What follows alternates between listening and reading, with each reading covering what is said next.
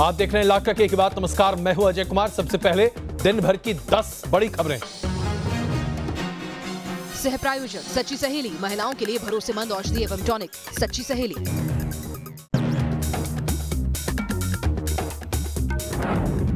उन्नाव में रेप पीड़िता को जिंदा जलाने की कोशिश। 90% जल चुकी पीड़िता को एयरलिफ्ट कर लाया गया दिल्ली। पुलिस ने 5 आरोपियों को किया गिरफ्तार।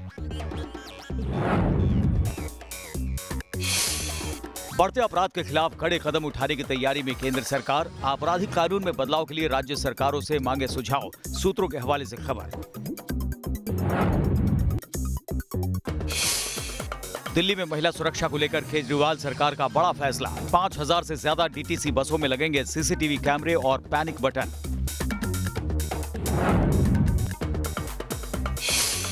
प्याज की बेहिसाब कीमत को लेकर संसद से सड़क तक विरोध प्रदर्शन जारी। केंद्रीय गृह मंत्री अमित शाह की अध्यक्षता में बैठक। खाद्य मंत्री रामविलास पासवान ने कहा, जल्द दूर होगी किल्लत। सोमवार को संसद में पेश हो सकता है नागरिकता संशोधन बिल। विपक्षी दलों ने बनाई बिल को लेकर रणनीति। बैठक में नहीं पहुंचे शिवसेना के सांसद।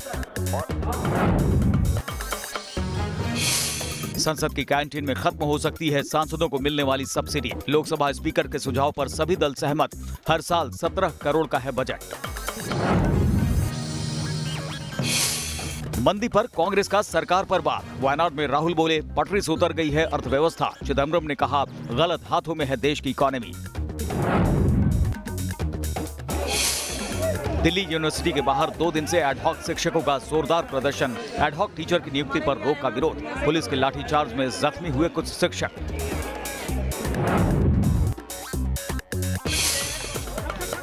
पश्चिम बंगाल में राज्यपाल और सरकार के बीच टकराव। विधानसभा का गेट नंबर 1 नहीं खुलने पर उठाए सवाल। ममता सरकार पर लगाए आरोप।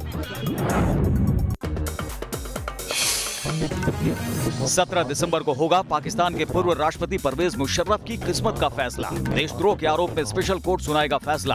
अस्पताल में भर्ती मुशर्रफ ने लगाया है पाक सरकार पर अन्याय करने का आरोप।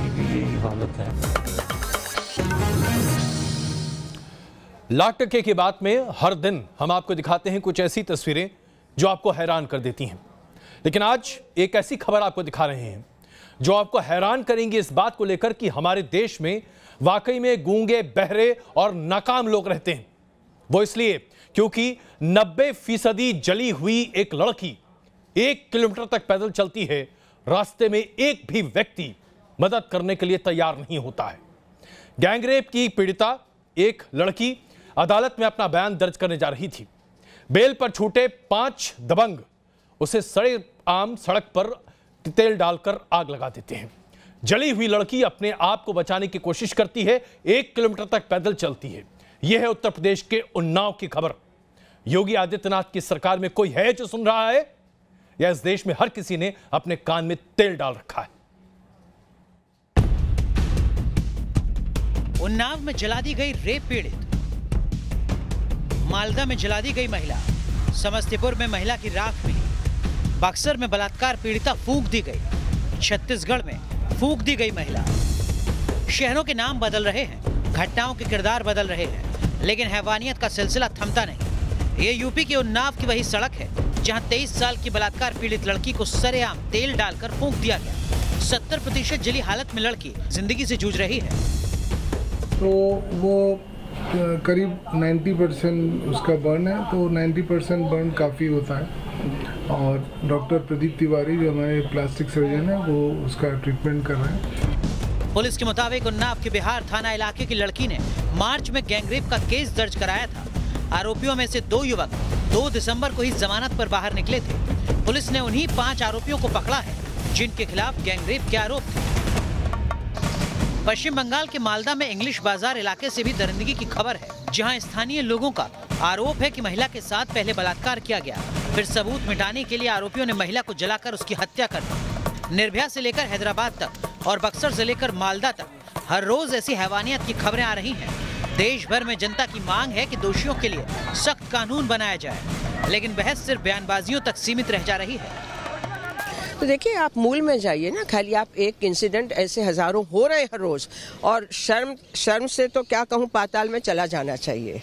जो दोषी हैं, मैं अपेक्षा करूंगा, प्रार्थना करूंगा कि ऐसे दोषियों को फांसी सजा मिलनी चाहिए। शर्म की बात है और हम इस चीज को हाउस में नहीं उठा पा रहे, इसके ऊपर डिस्कशन अलाउड नहीं है। ये क्या हो रहा है? ऐसे लोगों के खिलाफ निश्चित तौर से फास्ट ट्रैक कोर्ट बना करके उन लोगों के खिलाफ सख्त से सख्त कार्रवाई किया जाए। महिला सुरक्षा से जुड़े ऐसे संगीन मसलों पर हर दल, हर नेता सख्त कानून की सिफारिश करता नजर आता है, लेकिन ना तो सरकारें इसे रोकने के लिए गंभीर कदम उठाती दिखती हैं और ना ही कानून व्यवस्था की जिम्मेदारी संभालने वालों को महिलाओं की फिक्र है। लखनऊ से अनिल यादव के साथ टीम न्यूज नेशन। देश के कोने कोने में आज जो हो रहा है उसे देखकर यही कहना बनता है, क्या कानून और कैसा कानून। यहां पर बलात्कार करने वालों को मौत की सजा तक दी जा सकती है, लेकिन हमारे देश में छोड़ दीजिए, उत्तर प्रदेश की बात करते हैं। एंटी रोमियो स्क्वाड बना था यहां पर, याद कीजिए जब उत्तर प्रदेश में योगी आदित्यनाथ की सरकार आई थी। क्या कर रहा है एंटी रोमियो स्क्वाड? क्या आज तक किसी को पकड़ा, या सिर्फ जोड़ों को पकड़कर उन्हें सार्वजनिक तौर पर शर्मिंदा करने के अलावा एंटी रोमियो स्क्वाड ने आज तक कुछ नहीं किया? क्या करती है उत्तर प्रदेश की पुलिस, जो दम भरती है कि अब तक कम से कम 1200 लोगों को एनकाउंटर में मार गिराया? क्यों नहीं मार गिराया गया उन 5 लोगों को जिन्होंने 90% जला दिया इस महिला को, इस लड़की को? यह खून खौलाने वाली बात है, लेकिन आज भी एक भी ऐसा व्यक्ति नहीं है सरकार में या किसी भी राज्य में जो कुछ भी कहे। सब चुपचाप मौन देखते हैं, बयानबाजी करते हैं और हमारे देश की महिलाएं बस यूं ही बलात्कार और आग से पीड़ित बताई जाती हैं। रात्रि को 10 बजे 12 बजे भी अगर कोई बालिका कहीं से आ रही है और अकेले सड़क पर चल रही है तो अपने आप को सुरक्षित महसूस कर सके, उत्तर प्रदेश के अंदर एक ऐसी व्यवस्था हमें देनी है। सीएम योगी ने रात 12 बजे भी महिलाओं के लिए सुरक्षित यूपी की बात कही थी, लेकिन बेटियां दिन दहाड़े फूंक दी जा रही हैं। तय कर चुके हैं कि अपराध के लिए उत्तर प्रदेश में कोई जगह नहीं होगी। यह सरकार बालिकाओं की सुरक्षा के लिए, माताओं की सुरक्षा के लिए संकल्पित है। हम लोगों ने एंटी रोमियो स्क्वाड को उत्तर प्रदेश के अंदर सक्रिय कर दिया है। 2.5 साल गुजर गए, लेकिन बेटियां वैसी ही जलाई जाती रहीं। 2.5 साल में 1,500 कथित बदमाशों के एनकाउंटर हो गए, लेकिन बेटियों पर जुल्म थमता नहीं। नेशनल क्राइम रिकॉर्ड ब्यूरो के साल 2017 के आंकड़ों पर नजर डालें तो महिलाओं के खिलाफ अपराध में यूपी 15.6% के साथ पहले नंबर पर था। इस साल बलात्कार के बाद पीड़िता के मर्डर की रिकॉर्ड 67 घटनाएं सामने आई थी। 2017 में उत्तर प्रदेश में बलात्कार के कुल 4,246 मामले दर्ज हुए थे, यानी हर दिन औसतन 11 बलात्कार। और ये वो मामले हैं जो दर्ज हो सके थे। सबसे हैरानी की बात तो ये कि उत्तर प्रदेश सरकार ने निर्भया फंड के तहत आवंटित 119 करोड़ रुपए में से सिर्फ 3 करोड़ 93 लाख रुपए ही खर्च किए।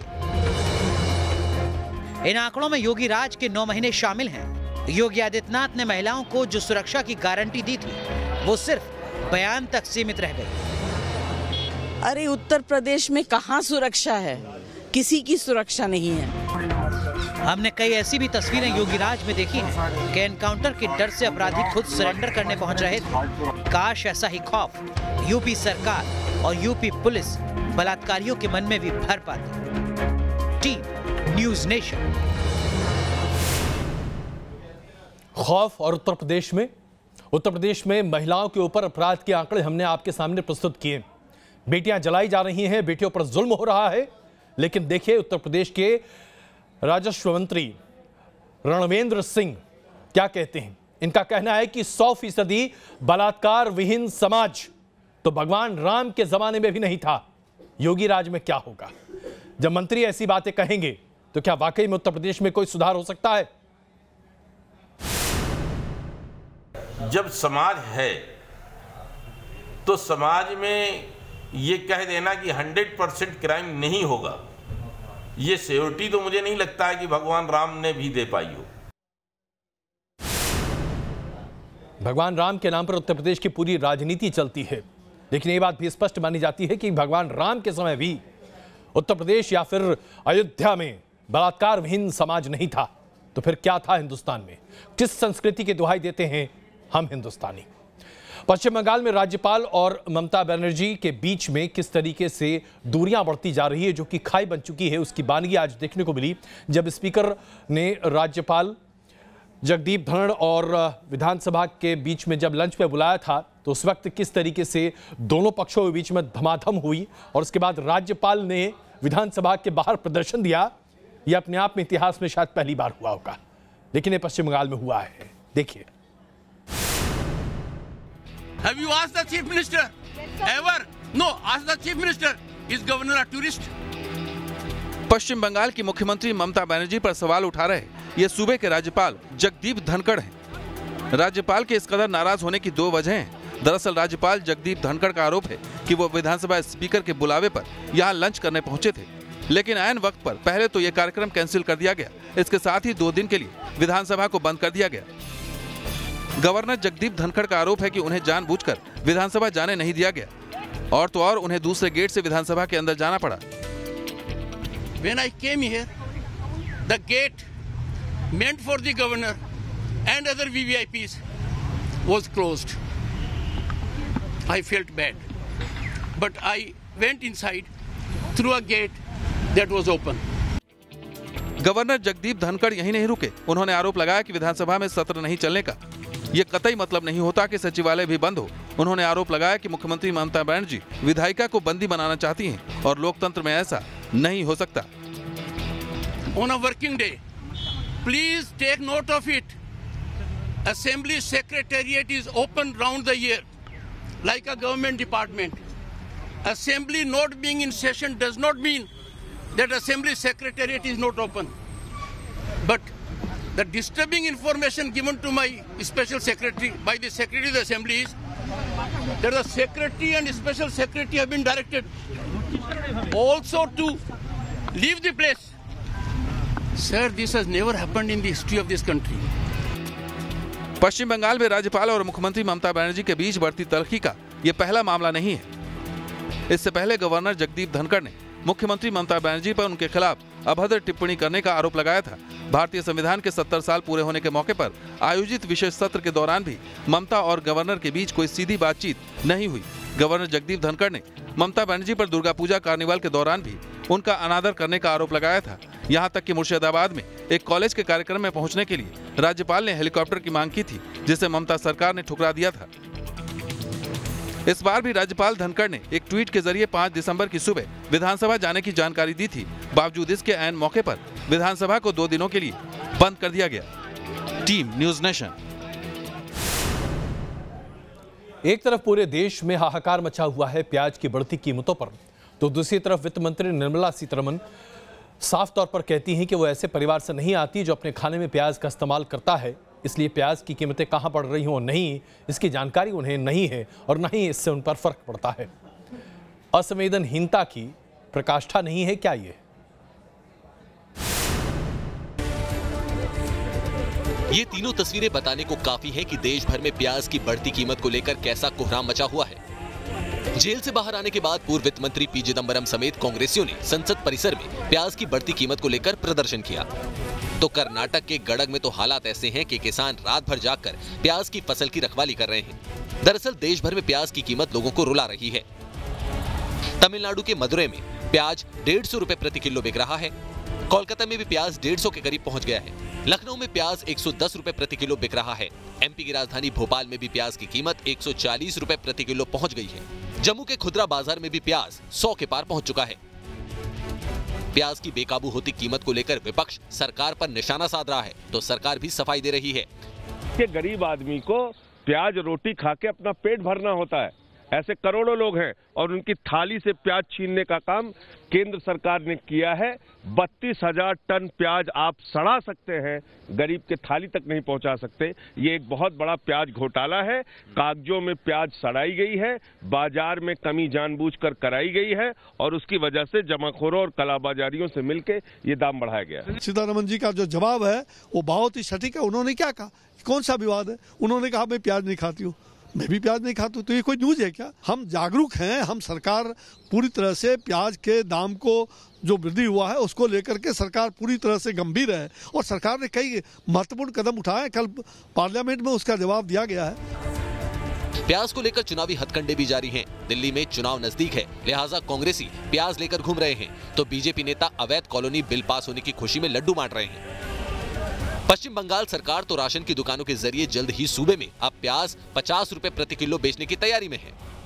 राशनिंग दुकान और जो राज्य सरकार का जो दुकान है सुलभ और जो गाड़ी से बिक्री होता है वहाँ से बिक्री करेंगे। वैसे तो प्याज की कीमतें बढ़ने की कई वजह हैं। अव्वल तो ये कि उत्पादन के मामले में प्याज की खपत ज्यादा है। सालाना करीब 2.3 करोड़ टन ही प्याज का उत्पादन हो पाता है। और तो और 2018 में बफर स्टॉक से 6,500 टन प्याज खराब हुआ है। वैसे विपक्ष प्याज की कीमत पर सरकार पर हमलावर है, तो सरकार ने भी कमर कस ली है। सरकार प्याज के मुद्दे पर हाई लेवल मीटिंग करने जा रही है, जिसमें वित्त मंत्री निर्मला सीतारमण और खाद्य मंत्री रामविलास पासवान भी मौजूद रहेंगे। खबर तो ये भी है कि सरकार संसद की कैंटीन से सब्सिडी भी खत्म करने वाली है। Team news nation. जहां पूरे देश भर में प्याज की कीमत को लेकर हाहाकार मचा हुआ है, वहीं भारतीय जनता पार्टी के वित्त मंत्री की बात तो हमने आपके सामने रखी, लेकिन जरा एक सांसद साहब की बात भी सुन लीजिए। पता नहीं कहां से इन्हें 25 रुपए किलो प्याज मिल रहा है। मदर डेयरी में भी 35 रुपए किलो बिकता है, लेकिन ये सांसद महोदय 25 रुपए में प्याज खरीद रहे हैं। पता नहीं बाजार कभी गए हैं या नहीं। इन लोगों को लगता है कि प्याज का सवाल उठाओ, शायद इसी में से कुछ रास्ता निकले। और मेरे इलाके में 20 से 25 रुपया किलो प्याज बिक रहे हैं। ये प्याज की राजनीति कब तक करोगे?